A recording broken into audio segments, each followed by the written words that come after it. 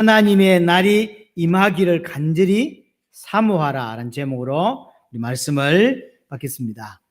오늘 베드로가 오늘 이 편지를 쓰는 이유를 밝히고 있습니다. 3장 1절을 보시면 사랑하는 자들아 내가 이제 이 둘째 편지를 너에게 쓰노니 그랬죠. 베드로 후서를 말하는 것이고요. 이 두 편지로 너의 진실한 마음을 읽고 생각나게 하여 이 두 편지라고 표현했습니다. 베드로 전후서를 말하고 있는 것이죠. 이 두 서신을 보내는 이유가 뭐냐면 첫 번째는 진실한 마음을 일깨우기 위해서라고 합니다. 진실한 마음을 일깨우기 위해서다. 무슨 말이냐면 올바른 믿음을 가지게 하기 위한 거라는 거죠. 이 편지를 쓰는 이유는 단순한 조금 더 우리의 삶을 더 잘 살자 이렇게 하는 것이 아니라 올바른 믿음이 뭔지를 깨닫고 올바르게 믿게 하기 위해서 내가 이 편지를 쓴다라고 하는 거죠. 많은 잘못된 가르침들이 일어나고 있기 때문이에요. 잘못된 가르침에 빠지지 않도록 올바로 알고 올바로 믿게 하기 위해서 이 편지를 쓴다는 거죠. 알고 보면 이것보다 더 중요한 것은 사실은 없습니다. 이것이 바로 성경의 기록의 목적입니다. 복음이 뭐고 어떻게 믿는 것이 믿음이고 어떻게 구원받는지 이것이 성경이 우리에게 말하고자 하는 것입니다. 베드로 또한 오늘 그것 때문에 편지를 쓰는 거예요. 성경에서 말하고 있는 믿음이 뭔지를 깨닫도록 많은 다른 믿음들이 존재하니까 우리는 특별한 어떤 것을 믿는 것이 아닙니다. 예수님께서 하나님의 아들 그리스도라고 하는 사실을 믿는 것입니다. 예수님께서 하나님의 아들 그리스도가 되셔서 인생의 모든 문제를 십자가와 부활로 끝내셨다. 그래서 우리가 이제 하나님과 함께하게 되었다. 하나님과 동행하게 되었다는 거죠. 그래서 예수를 그리스도로 믿는 것, 이것이 우리가 말하는 믿음입니다. 자기 육신의 어떤 부분에 응답받기 위해서 믿는 것도 아니고 자기의 영광을 위해서 믿는 것이 아닙니다. 우리는 어떻게 구원받을 수 있냐면 예수님을 하나님의 아들 그리스도로 믿을 때 구원받습니다. 그 말은 존재를 믿는다는 것이 아니라 예수님께서 내 모든 문제를 끝내셨다고 믿는 것이고 나와 그래서 하나님이 함께하게 되었다고 하는 사실을 믿는 것입니다. 바울이 편지 쓴 이유도 결국 이것이고 성경 전체가 요구하는 것도 이것입니다. 그런데 거짓 선지자들이 일어나서 이 믿음을 자꾸 무너뜨려요. 초대교회도 그랬고 지금도 마찬가지입니다. 많은 다른 믿음들이 세상에 존재합니다. 거기에 영향받지 않게 하기 위하여 올바로 믿고 올바로 살 수 있도록 하기 위해서 지금 베드로가 이 편지를 쓰고 있습니다. 그러면서 다시 보면 진실한 마음을 일깨워 그랬죠.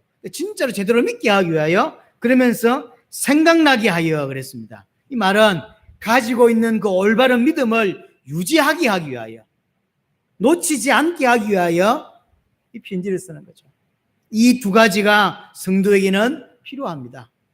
복음이 뭔지 알아서 그래 올바르게 믿는 것, 이제 올바로 믿고 그 올바른 믿음을 유지해가는 것, 조금 더 나아가면 그 믿음을 더 깊어가는 것.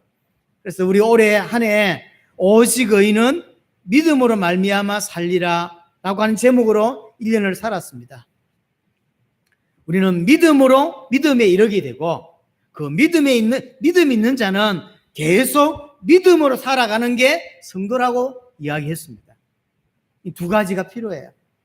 올바로 믿어야 되겠고 그 올바른 믿음이 계속 가야 합니다. 유지되어지고 깊어지고 놓치지 않는 상태로 가야 된다는 거죠. 왜 이게 중요합니까? 3절에 그 이야기를 하고 있습니다. 먼저 이것을 알지니 말세에 조롱하는 자들이 와서 자기의 정욕을 따라 행하며 조롱하여 그랬습니다. 말세에 조롱하는 자들이 일어난다는 거예요. 말세에 조롱하는 자들이 그 조롱의 내용이 뭐냐면 4절입니다. 주께서 강림하신다고 하는 약속이 어디 있냐라는 거예요.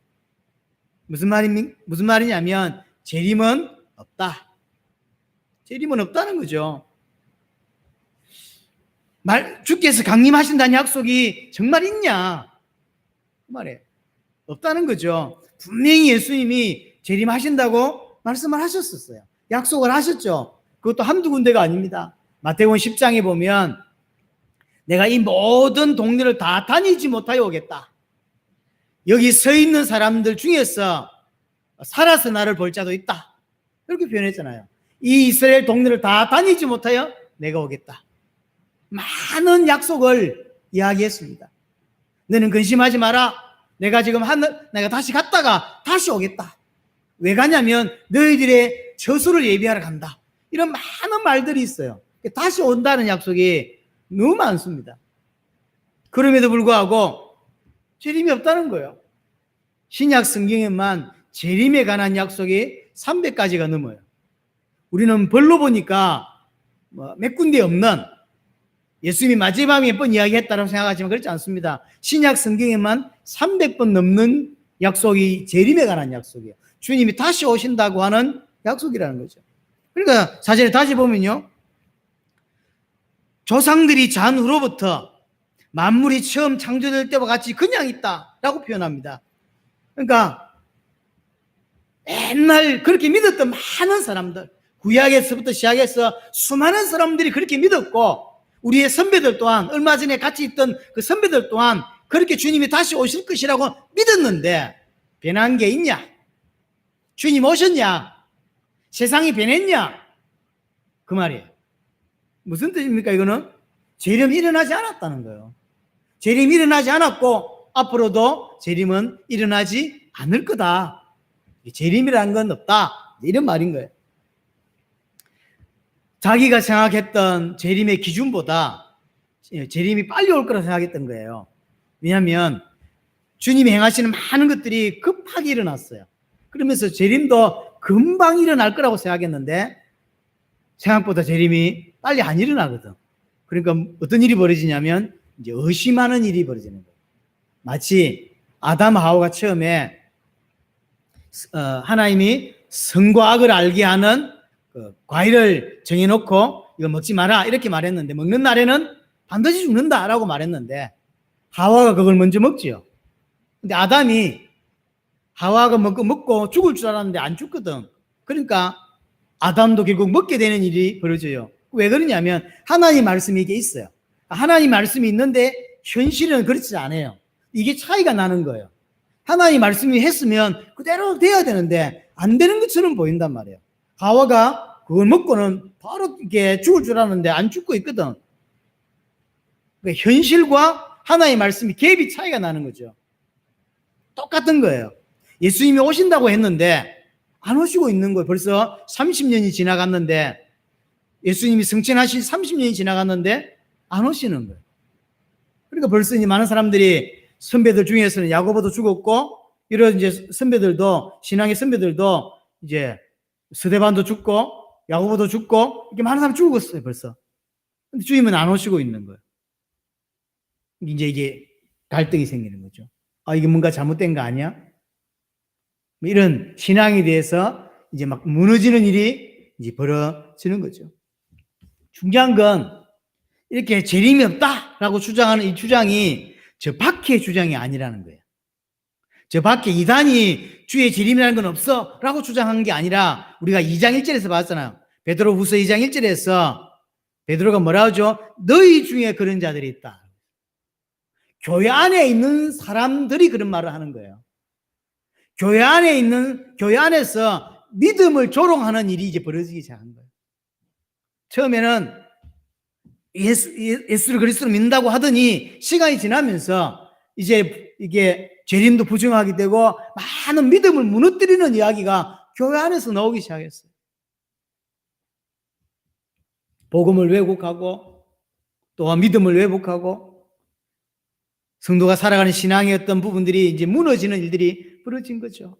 자, 재림이 흔들리기 시작했단 말은 재림만 흔들릴까요? 예수를 그리스도로 믿는 믿음이 있어.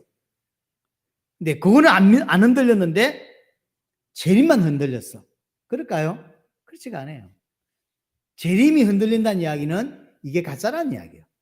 예수를 그리스도로 믿었다고 생각했는데 재림이 흔들려. 이 말은 재림이 어디에서 나온 건데요? 예수를 그리스도로 믿는 믿음 속에서 나온 건데요. 재림이 흔들린단 말은 결국 예수를 그리스도로 믿는 믿음 전체가 흔들리고 있다는 거예요. 교회 안의 사람들 중에서, 똑똑한 사람들 중에서 복음을 왜곡하게 하고 믿음을 무너뜨리는 자들이 일어나는 거죠. 이것은 그때뿐만 아니라 지금도 마찬가지입니다. 교회 안에서 딱 자기대로 믿는 사람이 있어요. 그 사람의 영향력이 크다고 할 때 성경대로 믿지 않고 딱 자기대로 믿어요. 자기 기준대로 믿어요. 자기 생각에 이해되어 성경을 믿으려고 하고 그렇게 하는 아주 나쁜 성경하고 완전히 반대되는 신앙인이 교회 안에 있다니까요. 우리는 내가 이해되어야 믿는 자가 아닙니다. 그렇죠? 하나님의 은혜 주시고 하나님이 계시하시기 때문에 믿는 사람들이에요. 그런 자기 나름의 어떤 색깔을 갖고 있는 사람은 만약에 똑똑하면 할수록 말을 잘하면 잘할수록 영향력이 크면 클수록 이게 파괴효과가 큰 거예요. 교회 안에. 그런 사람들이 복음을 왜곡하고 그런 사람들이 신앙을 왜곡하고 믿음을 왜곡하는 거죠. 처음부터 믿지 않은 사람들이에요. 교회 안에 어떤 이유로 들어왔는지 모르지만 교회 와서 정확하게 성경을 믿지 않고 복음을 믿지 않는 사람이에요. 자기 나름대로만 믿는 거죠. 그거는 믿음이 아닙니다. 여러분들이 유튜브 안에서 보시면 우리가 알기로 저 사람은 구원받은 자가 아니요 예수 믿는 자가 아닌데 성경을 강의하거나 하는 걸 봤어요. 요즘은 정말로 대한민국은 유튜브 천지인 것 같아요. 유튜브를 제가 하다 보니까요, 제가 알기로 불신자예요. 그냥 학자예요, 학자, 저 사람은. 그런데 교회를 다니는 사람도 아닌데 이 사람은 설교를 해요, 유튜브에다가. 근데 그게 언제 그 사람이 한국에 똑똑한 사람이다 보니까요, 그 사람의 설교를 듣는 사람이 많은 거예요. 구원받지 못한 자가 성경을 가지고 설교를 하더라고요. 물론 그 사람 목사님도 아닙니다. 불신자인데. 똑같은 거예요. 언제 그 사람이 학자고 한국에 유명한 사람이다 보니까 많은 사람들이 뭐 몇만 명씩 유튜브 조회수가 올라오더라고. 그런 거예요. 믿는 사람이 아니요. 믿지 않는데 교회에 남아있다가 틀린 영향을 자꾸 주는 거예요. 그래서 베드로가 편지를 쓰는 거예요. 올바른 믿음을 깨닫게 하기 위해, 진실한 마음을 가지게 하기 위하여, 제대로 믿게 하기 위해서 이 편지를 쓴다는 거죠. 5절 보세요. 그래서 이제 베드로가 반박을 합니다. 이는 하늘이 예적부터 있는 것과 땅이 물에서 나와 물로 성립된 것도 하나님의 말씀으로 된 것을 그들이 일부러 잊으려 함이로다. 무엇으로 반박하냐면 하나님의 말씀으로. 자, 5절 이야기가 뭔 이야기냐면 천지창조 이야기예요. 그냥 읽으면 모르겠지만 하늘이 예적부터 있게 된 거. 어떻게 있게 됐죠? 하나님의 말씀으로. 창세기 1장 1절에 보니까 태초에 천지가 말씀으로 창조가 됐죠. 말씀으로 창조됐어요. 하늘이 말씀으로 창조되었고 또 하나님이 말씀하시니까 땅하고 바다가 나누어지는 그런 장면이 창세기 1장에 나오죠. 그래서 땅을 묻지라 칭하고 물이 모여 있는 것을 바다라 칭하니라 이렇게 표현을 하고 있죠. 그러니까 하나님이 하나님의 말씀으로 천지가 창조되었고 하늘이 창조되었고 땅이 창조되었고 바다가 창조되었고 이런 걸 이야기를 하죠. 하나님의 말씀으로 창조가 되었어요. 그런데 그 창조된 것들을 지금 보고 있으면서 일부러 안 믿으려고 일부러 거부한다는 거예요. 지금 하늘을 보고 있고 세상을 보고 있지 않냐? 그거 하나님의 말씀으로 창조되었음을 우리 알고 있지 않냐 말이에요. 알고 있는데 일부러 이렇게 안 믿으려고 일부러 이렇게 잊으려고 한다라고 표현했어요. 6절은 이로 말미암아 그때 세상은 물이 넘침으로 멸망하였을 때 어떤 사건일까요? 창세기 6장의 노아 홍수 사건이죠. 노아 홍수 사건은 어떻게 일어났습니까? 말씀으로. 하늘과 땅이 말씀으로 창조되었고 우주가 말씀으로 창조되었고요. 또 노아 시대에 홍수 난 거 하나님의 말씀으로 이루어졌다는 거예요. 실제로 보세요. 이제 하늘과 땅은 그 동일한 말씀으로 불살하기 위하여 보호하신 바 되어 경건하지 아니한 사람들의 심판과 멸망의 날까지 보존하여 두신 것이라. 이런 미래에 있을 일인데 마지막 심판, 그는 노아 시대의 심판은 물심판이었다면 마지막 심판은 불심판이라고 여러 군데 이야기를 합니다. 그 마지막 심판 또한 하나님이 말씀하셨다는 거죠. 그대로 성취될 거라는 이야기죠. 자, 여기서 하고 있는 지금 베드로의 핵심은 뭐냐면 하나님이 말씀하셨단 말이에요. 말씀하시니까 바다가 생기고, 말씀하시니까 우주가 생기고, 말씀하시니까 하늘이 생기지 않았냐? 말씀하시니 홍수가 나오지 않았냐? 하나님이 말씀하셨다. 뭘요? 미래의 마지막 심판은 불심판이라고. 사실은 우리 이사야 66장을 한번 보겠습니다. 저 구약성경, 그 심판에 대한, 불심판에 대한 이야기가 이사야 66장에 좀 잠시 소개됩니다. 66장 15절 보세요. 보라, 여호와께서 불에 둘러싸여 강림하시리니 그의 수레들은 해오리 바람 같으리로다. 그가 격격한 위세로 노여움을 나타내시며 명렬한 하염으로 책망할 것이라. 여호와께서 불과 칼로 모든 혈육에게 심판을 베푸신저 여호와께 죽임 당할 자가 많으리니. 마지막 심판은 불심판이 이겨낼 것을 설명하고 있습니다. 구약 마지막 성경 말라기를 가보세요. 말라기 4장을 보겠습니다. 1절입니다. 말라기 4장 1절에 보면 만군의 여호와가 이르노라. 보라, 용광로 불 같은 날이 이르리니. 용광로 불 같은 일이 일어난다고 하죠. 이거 외에도 제가 어제 확인한 것만 열 몇 군데가 구약에 나와요. 불심판에 관한. 그걸 다 읽기는 좀 그렇고요. 마지막 심판은 불심판입니다. 이 심판 또한 하나님이 예언하셨는데 그걸 뭐라고 철저히 이야기하고 있냐면 보호하고 보존하고 있다는 거예요. 그 불심판이 이르기까지 그냥 놔둔 게 아니라 하나님이 보호하고 보존하고 있는데 그게 무엇으로 보존되고 있냐면 말씀으로. 지금 지구가 돌아가고 있고 우주가 지금 운행되는 자체가 하나님이 말씀하시기 때문에 보존되고 있다는 거예요. 언제까지? 불심한 전까지. 베드로가 지금 뭔 말하고 있는지 아시겠죠? 지금 하나님이 말씀으로 세상을 창조하셨고 말씀으로 심판하셨고 말씀으로 심판하실 것을 위하여 또 보존하고 있다. 그러니 주의 재림은 하나님의 말씀이라 이 말이에요. 그러면 주의 재림은 반드시 성취될 수밖에 없다 그 말인 거죠. 하나님의 말씀은 지금까지 단 한 번도 성취되지 않은 적이 없죠. 딱 하나 성취 안 됐어요. 그게 재림이에요. 근데 오늘 베드로는 뭐라고 표현하면 성취 안 된 게 아니라 지금 보호하고 있다. 그 보호를 뭐가 하고 있냐면 말씀이. 그래서 지금 단 한 번도 말씀은 성취 안 된 적이 없다. 100% 하나님의 말씀은 성취됐다. 고로 주의 재림도 반드시 성취될 수밖에 없다. 그 말이에요. 재림이 없다는 사람들을 두고 반드시 재림은 있다라고 하는 이야기를 베드로가 하는 거예요. 자, 두 번째로, 이 재림을 이제 알아요. 또 믿어요. 이 반드시 있을 재림을 믿는 자들에 대하여 그럼 이 땅에서 어떻게 살아야 되냐를 설명하는 게 8절부터 우리 13절까지입니다. 자, 8절에 이야기합니다. 사랑하는 자들아, 주께는 하루가 천년 같고 천년이 하루 같다는 이 한 가지를 잊지 마라. 재림이 지연된다고 하니까 정확히 말하면 지연된 게 아니죠. 인간 입장에서입니다. 인간의 입장에서 볼 때 금방 오실 걸로 생각을 했어요. 그러다 보니 지연이라고 표현을 쓰지만 정확히 말하면 지연이 아니죠. 하나님은 하나님의 뜻을 하나님의 때에 이루세요. 그래서 지연된 건 아니에요, 사실은. 근데 우리 인간 입장에서 볼 때 정확히 말하면 그들이 착각했던 거죠. 왜냐하면 금방 올 줄 알았어요. 주님 승천하시고 나서 한두 달 후에 주님 오실 줄 알았던 거예요. 그랬는데 안 오셨거든.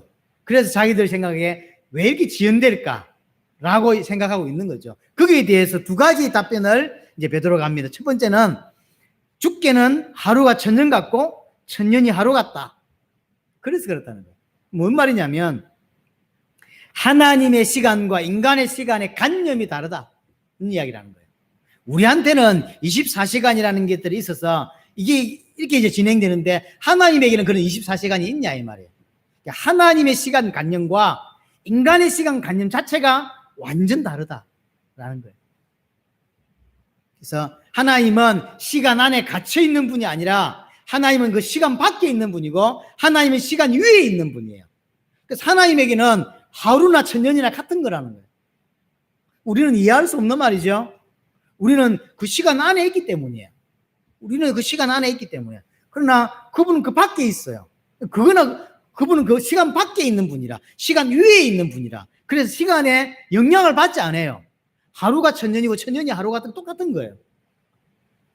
우리가 시간 안에 있기 때문에 과거라는 게 있고 현재라는 게 있지. 하나님에게는 그런 게 없어요. 그래서 하나님에게는 천년이 하루 같고 하루가 천년 같기 때문에 지연된 게 아니라는 거죠. 시편 90편 4절에 보면 주의 목전에는 천년이 지나간 어제 같으며 밤의 한순간 같을 뿐이다. 제가 어제 좀 일찍 잔다고 누웠는데 눈 뜨니까 새벽 6시인가 이렇게 되더라고요. 많은 시간이 흘렀어요.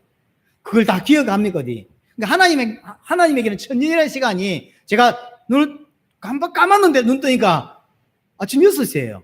그거와 같다는 거예요. 하나님한테는 천년이 그와 같은 시간이에요. 주님은 지금 성천하신 이후에 눈밤 2주밖에 아직 안 지난 거예요. 우리가 시간 개념이, 우리는 시간이라는 게 있기 때문에 1년이 지났다, 10년이 지났다, 100년이 지났다 이렇게 표현하지만 하나님은 아직 하루가 안 지났다니까요. 그래서 우리가 생각할 때 늦게 지연되는 것처럼 보인다. 하나님은 영원하신 분이다 이렇게 표현하죠. 그래서 하나님의 시간도 마찬가지예요. 영원 전부터 영원 후까지. 그게 하나님의 시간이에요. 그래서 아예 시간 개념이 달라요. 두 번째, 왜 지연되냐? 이는 지금 베드로의 인간적인 표현입니다. 뭐라고 표현했죠? 9절입니다. 더디 주의 약속은 어떤 이들이 더디다고 생각하는 것 같이 더딘 것이 아니다. 더딘 것이 아니라는 거죠. 오직 주께서는 너희를 대하여 오래 참으사 아무도 멸망하지 아니하고 다 회개하기를 이르기를 원한다. 다 구원받기 위해서 기다리고 있다. 참고 계신다. 라고 표현해요. 하나님은 정확하게 하나님의 때에 하나님의 뜻을 이루시는 분이라는 사실. 그렇죠? 그래서 더딘 게 아닙니다. 늦게 오시는 게 아닙니다. 또 약속을 잊어버린 게 아니라고 하는 사실입니다. 하나님은 하나님의 때에 당신의 뜻을 이루어 가십니다. 다만 왜 그러냐면 죄인들이 회개하고 구원받을 기회를 주기 위해서 기다리시고 오래 참으신다는 이야기죠. 10절, 11절이, 12절이 참 중요합니다. 정말로 주의 재림 우리는 믿어요. 이 믿는 자는 어떻게 살아야 되냐는 게 10절부터 나옵니다. 첫 번째, 그럼 재림이 뭐냐면, 재림이 10절, 재림이 어떤 거냐면 주의 날이 도적같이 오리니. 재림의 성격입니다. 도적같이 온대요. 갑작스럽게 예상하지 않았을 때, 예기치 않을 때 온다는 거예요. 자, 여기면은 갑자기 온다 또는 예기치 않을 때 온다는 게 핵심 있는 게 아니라 우리가 그것을 알고 깨어 있으라고 하는 데 의미가 있는 거예요.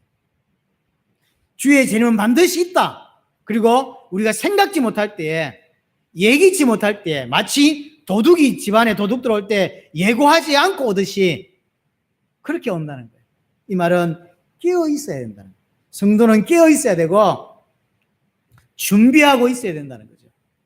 주님 스스로 마태복음 24장에 보면 생각지 않을 때 인자가 오리라 라고 표현하죠.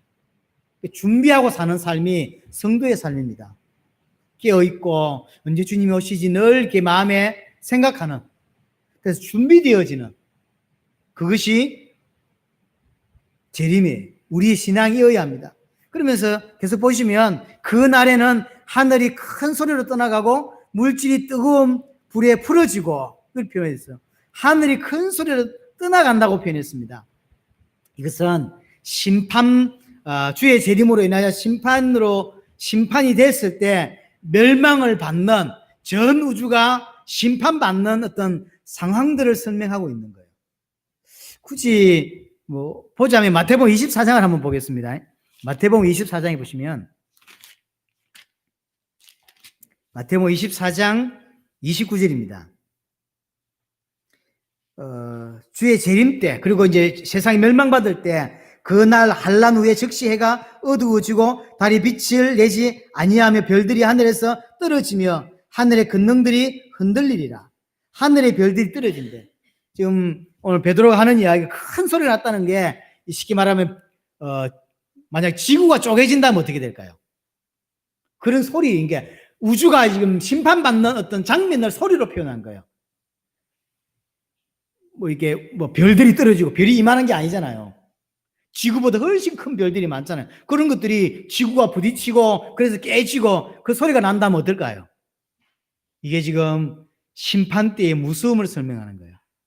심판은 시시하지 않습니다. 주님 오시네? 이런 게 아니라니까요. 어마어마한 거예요. 만약 우리가 예배 드리고 있는데 갑자기 여기 지진 났다고 생각해 보세요. 건물이 쭉 넘어질 때 여러분들, 어이구 목사님 건물 넘어지는데요? 이런 사람이 어디 있습니까? 완전 아비규환 되겠죠. 그런 거예요. 큰 소리 나며. 이사야 24장을 한번 볼까요? 구약성경 이사야 24장 19절입니다. 이사야 24장 19절에 보면 땅이 깨지고 깨지며 땅이 갈라지고 갈라지며 땅이 흔들리고 흔들리며 땅이 20절에 땅이 제한자같이 비틀비틀하며 원두막같이 흔들리며. 이해되죠? 이건 지금 본글 쓴 게 아니잖아요. 계시를 받았기 때문에 이렇게 쓴 건데 이렇게밖에 쓸 수가 없었던 거죠. 이렇게밖에 쓸 수가 없었던 거죠. 땅이 깨어지고 깨어진대요. 지구가 깨어진다 생각해 보세요. 태양이 깨어지는 거예요. 온 우주가 다 깨어지는 거예요. 그게 하나님의 심판입니다. 주의 재림으로 시작될 심판이에요. 어마어마한 거예요. 집에 불만 나도 엄청날 건데요. 전 우주가 불에 타는 거예요. 다시 베드로후서 3장 10절로 다시 돌아갔어요. 큰 소리로 떠나간단 말은 그 말이고, 물질이 뜨거운 불에 풀어지고 그랬어요. 다 탄다는 거예요. 다 깨어지고 나서 다 탑니다. 모든 것들이 다 불에 타고 해체되고 없어지는 것을 말합니다. 그러면서 드러난다고 표현하고 있습니다. 다시 봅니다. 불에 풀어지고 땅이 그 중에 있는 모든 일이 드러나는도다. 그러니까 다 불에 타고 나니까 이제 싹 드러나는 거예요. 다 드러난 거죠. 하나님의 역사만 남습니다. 또 여러분들이 주를 위해 산 것만 남아요. 인간적으로 성취해 놓은 것, 인간적으로 해놓은 모든, 인간으로서 해놓은 모든 것들, 여러분들이 옛날에 잘 놀았던 것, 또 만들어 놨던 것, 또 그 영광이라고 사람들이 표현하는 모든 건 싹 다 탑니다. 하나님 앞에. 뭐만 남냐면 하나님을 섬기고 주를 위해 살았던 것만 딱 남아요. 저 여러분들이 세계복음 하고 있습니다. 그게 남는 거예요. 다 타고 없는데 딱 그것만 남는 거예요. 이 교회가, 이 연약한 교회가 100개 나라를 도왔구나. 이렇게 남는 거예요. 정말로 복음 가진 주의 종을, 정말로 올바른 교회를 섬겨내고 돕고 역할한 거 있죠. 이 사람이 아무것도 아닌 사람인 줄 알았더니 정말 세계복음을 알고 하루도 빠짐없이 기도했구나. 이런 게 다 남는 거예요. 여러분들이 전도한 영혼이 남고, 여러분들의 믿음이 남고, 여러분들이 하나님을 위해 살았던 모든 게 남아요. 나머지는 싹 다 사라져요. 우리가 재밌게 놀았던 거 저장해 사진 싹 다 날아가는 거예요. 유튜브 다 날아갑니다. 싹 다 없어져요. 딱 뭐만 남냐면 주를 위해 살았던 것만 남아요. 저 선교사가 귀한 사람인 줄 알고 섬기고 기도하고 도왔던 것, 여러분들이 전도해서 남은 영혼들, 이것만 딱 남아요. 왜 천국 갔는데 부끄럽다라는 표현을 쓰냐면 아무것도 없는 사람이 있는 거예요. 말 그대로 딱 구원만 받은 사람이 있을 수 있겠죠.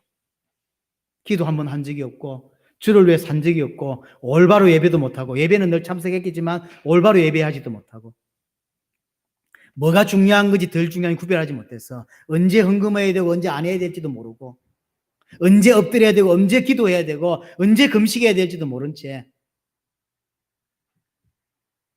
그렇게 살아왔던 거예요. 싹 다 사라지는 거예요. 영원이라는 시간 안에서 영원한 게 그걸 보고 저분은 이 땅에 살면서 주를 위해 이런 상금들이 이렇게 있는 거예요. 기도한 것들, 주를 위해 섬긴 것들, 주의 종을 도왔던 것들, 이런 것들이 다 있는 거죠. 어떤 사람은 하나도 없어요. 그걸 보고 부끄럽다고 표현하는 거예요. 자, 11절, 12절입니다. 이 모든 것이 이렇게 풀어지리니 불에 다 타고 없어진다는 거죠. 하나도 남지 않습니다. 하나도 남지 않습니다.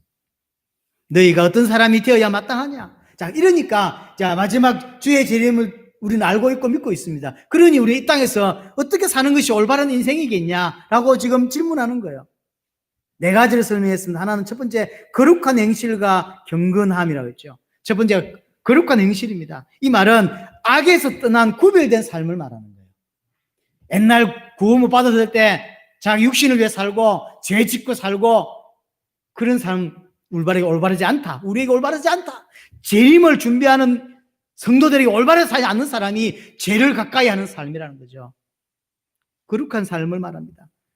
이 거룩한 삶은 하나님을 하는 헌신이 포함되어 있는 거예요. 거룩이 뭐가 거룩인데요? 하나님에게만 거룩이에요. 근데 그걸 우리가 닮았잖아요. 그래서 그분께 예배하고 그분을 섬기는 이것이 거룩이에요. 그래서 그 거룩한 삶의 가장 핵심 가운데 있는 게 뭐냐면 예배예요. 그런 삶. 이거 그걸 살아야 되고, 두 번째 경건하다라고 표현했죠. 경건은 뭐죠? 하나님을 닮아가는 거죠. 그리스도를 계속 닮아가는 거. 그게 우리의 삶입니다. 부족하지만 여전히 넘어질 때가 있고 여전히 옛날 모습이 이게 순간순간 나오긴 하지만 그래서 계속 발버둥 치는 거죠. 그분을 닮고 싶어. 그분과 따라가고 싶었어. 가수들 보세요. 가수 지망생들이 진짜 자기가 좋아하는 롤 모델의 가수가 있어. 그러면 수백 분을 듣는데 수천 분을 듣는 거예요. 저 가수처럼 되고 싶었어. 그렇죠? 어떤 사람은 사진을 이렇게 걸어놓고 아침에 일어나면서 저 사람처럼 될 거야. 그런 데잖아요. 자기 전에 난 저 사람처럼 꼭 되고 말 거야. 그런 데잖아요. 하나님의 백성은 어떻게 살아야 되겠냐고요. 아침에 일어나면서 오늘도 나는 주와 함께 동행해야지. 주와 함께 인도받아야지. 이게 정상이라는 거죠. 자기 전에 오늘 난 어떻게 살았지? 난 주님이 너무 좋은데 난 주님 같이 돼야지. 이게 정상이라고 하는 거죠. 닮는다는 이야기는 그런 거예요. 지망생이 노래 부르고 싶은 지망생이 그 사진 걸어놓고 또는 표 같은 거 써놓고 그렇게 계속 되새기고 닮기를 원하듯이 그래서 나중에는요 노래하는 습관이 꼭 그 가수처럼 흉내내는 듯이 그렇게 가잖아요. 말투며 걸음걸이며 마치 그 사람이 사는 것처럼 마치 그렇게 닮아가려고 노력하잖아요. 성도가 그래야 된다는. 성도가 우리의 롤 모델은 그리스도인 거예요. 예수 그리스도인 거예요. 그래서 그분을 계속 아침마다 기억하고 저분처럼 살아야지, 저분처럼 돼야지, 저분을 닮아가야지. 저분이 하는 생각을 하고 싶어하고 저분이 살았던 삶을 따라가고 싶어. 이게 성도라는 거죠. 그게 닮아간다는 표현이에요. 경건하게 사는 게 그것이 이런 거죠. 자, 12절 세 번째죠. 하나님의 날이 임하기를 바라보고 간절히 사모해라. 그렇게 표현하고 있습니다. 주의 날이 임하기를 바라보라고 이야기합니다. 주의 날이 임하기를. 그렇게 우리 거룩한 행실과 경건으로 살면서 우리는 계속 우리의 눈은 어디에 있으냐면 주의 날이 임하기를. 주의 날이 뭐죠? 재림을 말합니다. 계속 손꼽아 기다리는 거예요. 이게 성도입니다. 언제 오시지? 이게 자꾸 손꼽아 기다리는 거. 주의 재림을 소망하며 사는 거. 나머지는요. 이게 진짜 주의 재림이 참 소망이 되기 때문에 나머지는 그냥 참는 것이고 나머지는 그냥 이겨내고 견디는 거예요. 그러면서 12절에 간절히 사모해라 라고 표현합니다. 재림을 사모하라고 이야기합니다. 사모하는 것. 은혜를 달라고 기도하셔야 됩니다. 우리는 하나님 은혜가 필요한 사람들이에요. 아, 초대교회는 정말로 재림을 사모했구나.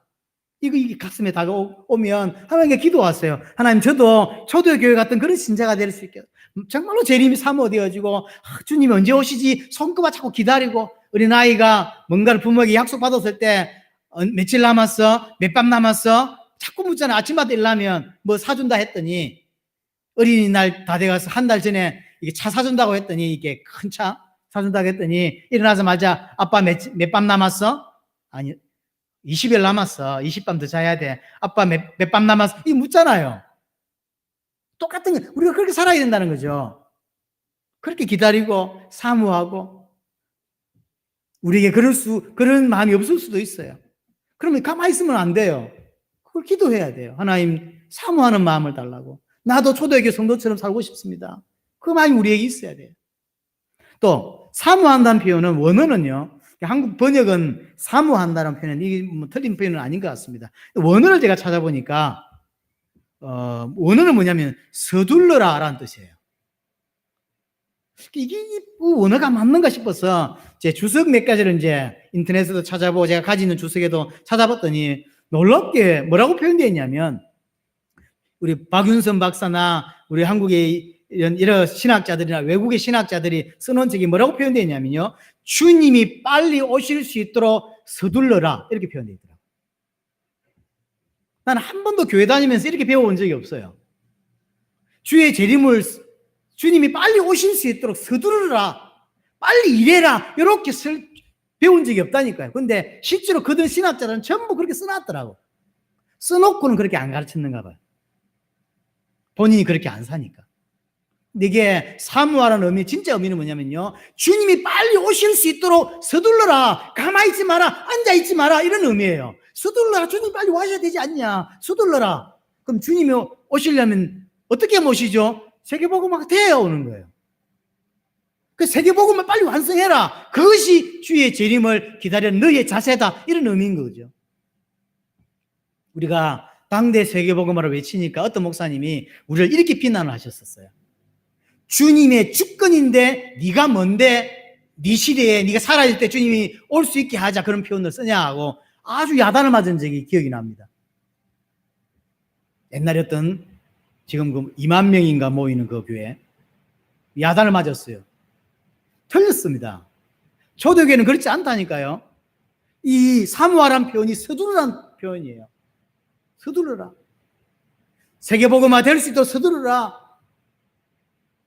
주의 재림은 앞당길 수 있는 삶을 살아라. 이런 뜻이에요. 우리 때에 우리 손으로 세계복음을 완성하는 그것이 초대의 신앙이고 성경의 신앙이에요. 그러면서 13절에 마지막에 말하죠. 우리는 그 약속대로 의가 있는 곳인 새 하늘과 새 땅을 바라보도다. 주의 재림을 기다리고 사모합니다. 그러면서 이제 우리가 마지막 들어가게 될 새 하늘과 새 땅 그걸 바라보라는 거예요. 은혜가 필요한 거예요. 또 자, 우리는 여기가 영원하지 않습니다. 그래서 우리는 항상 계속 뭘 주목해 봐야 되냐면 우리가 결국 들어가게 될 새 하늘과 새 땅 그걸 기다리고 사모하는 겁니다. 이것이 성도가 살아가는 모습이라는 거예요. 정말로 재림을 믿는 자, 정말로 예수를 그리스도로 믿는 자는 이렇게 살아야 된다고 5가지를 설명했네요. 거룩한 행실, 구별된 삶을 살아라. 두 번째, 경건, 하나님을 닮아가라. 그리스도를 닮아가라. 매일매일 닮아가야 하고. 세 번째, 주의 날을 바라보라. 주의 오실 날을 바라보라. 기다리라. 네 번째, 사모해라. 서두르라. 세계복음화가 자꾸 딜레이되지 않도록 서두르라. 다섯 번째가 새 하늘과 새 땅을 소망해라는 거죠. 바라보라는 거죠. 아, 하늘나라에 내가 있을 곳이 준비되어 있구나. 그렇죠? 이사를 해봤습니다. 지금 저희들 살고 있는 집에 살기 전에 저쪽 집에 살다 이렇게 이사를 했잖아요.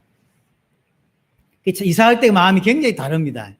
새로 집을 해가지고 이제 도배도 하고 이렇게 이제 쭉 정리가 됐죠. 여기에서 문제가 생기면 거의 안 고칩니다. 왜냐하면 저기를 갈 거니까요. 여기에 뭐가 문제이세요. 수도가 안 나온다, 전기가 안 들어온다, 뭐 어쩌다 그냥 참지요. 왜냐하면 저기를 갈 거니까. 아, 이제 다음 좀 저 이사야. 여기 안 고쳐요. 왜 그러냐면 사람이 이상해지더라고요. 제가 차를 하나 산다고 생각하니까 지금 있는 차 제가 고치지도 않거든요. 소리 삑삑 이런 것도 있고 그냥 안 고쳐요. 왜냐하면 뭐 얼마 안 타면 이제 이거 뭐 대체할 건데 이 생각이 있으니까 빚이 있으니까 옆에 여러분들 못 봤겠지만 제 갖고 있는 차 오른쪽 그 조수석 쪽에 누가 들어받아가지고 쑥 들어갔어요. 안 고쳐요. 저 차에 돈 쓰고 싶지 않은 거예요. 저 돈 써서 뭐하게. 언제입니까? 제가 저 복학교 간다고 신학교 강의 때문에 가는데 저 사거리에 부곡동 사거리에 제가 차를 섰어요.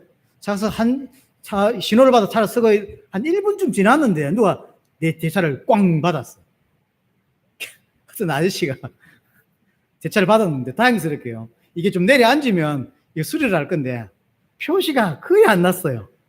근데 그냥 가라 그랬지. 터질 잡을 게 없더라고. 소리는 꾹 났다니까 제가 이랬는데 목 잡고 나가야 되는데 목 잡고 나가야 되는데 가보니까 표시가 너무 안 난 거예요. 왜냐면 그게 보시면 알지만 언제 상처가 많아 그 차에. 이게 당신이 이렇게 말할 수 있는 게 없더라고. 가라 그랬지. 근데 차 타고 있으니까 다시 왔더라고. 혹시라도 이렇게 문제 있을 수 있으니까 연락처를 이렇게 주더라고. 알겠다고. 혹시 목이 아프거나 하면 연락하겠다고. 3일 들고 있다가 버렸어요. 그런 거예요. 새 집 이사가 그러면요 여집은 별로 신경 안 씁니다. 저기 갈 거니까. 차 살 거야? 그러면 옛날 차 부딪혔다 그냥 안 고칩니다. 그래 되는 거죠. 우리 인생은 새하늘과 새 땅을 바라보고 사는 자인 거예요. 그게 우리의 인생입니다. 마지막 결론으로 14절부터 18절까지는 마지막 결론이요. 새하늘과 새 땅을 바라보는 자는 계속 좀 힘쓰라는 거예요. 지금 보세요. 14절 보세요. 그러므로 사랑하는 자들아 너희가 이것을 바라보나니 주 앞에서 점도 없고 흠도 없이 평강 가운데 나타나기를 힘쓰라. 아까하고 좀 반복될 수도 있는데요. 점도 없고 흠도 없는 모습이 될 수 있도록 계속 힘쓰라는 거죠. 거룩한 우리의 삶 또 경건한 삶 이렇게 될 수 있도록 힘쓰는 거예요. 예수님을 보고 베드로전서 1장 19절에 보면 예수님의 모습을 뭐라고 표현했죠? 점도 흠도 없는 어린 양 그리스도로 표현했죠. 우리가 계속 그렇게 닮아가도록 힘쓰는 삶이 우리의 삶이라고 하는 걸 다시 한 번 더 설명합니다. 우리가 하나님 앞에 섰을 때 딱 이 모습이어야 돼요. 점도 없고 흠도 없는 모습. 그러면서 그리스도와 평강을 누리는 삶이라고 이야기합니다. 14절 이것을 바라보는 주 앞에서 점도 없고 흠도 없이 평강 가운데 나타나기를 힘쓰라. 평강 가운데란 말은 그리스도와 평강을 누리는 삶을 말해요. 그리스도와 평강을 누리는 삶이 되라는 거죠. 그리스도와 내하고 이제 신랑과 신부 이 관점으로 많이 성경을 설명하는데 이게 기분 나빠하는 사이가 되지 않도록 하나님이 나를 보고 이제 언짢네. 하나님이 나를 보고 기분이 나빠. 그런 삶은 올바르지 않다는 거죠. 하나님이 기뻐하실 수 있는 삶. 하나님이 너무 기특하구나 라고 말할 수 있는 삶을 살아내라는 거죠. 평강 가운데. 하나님이 나를 보고 잘했어. 너 잘했어. 라고 할 수 있는 삶이 성도의 삶이라는 거예요.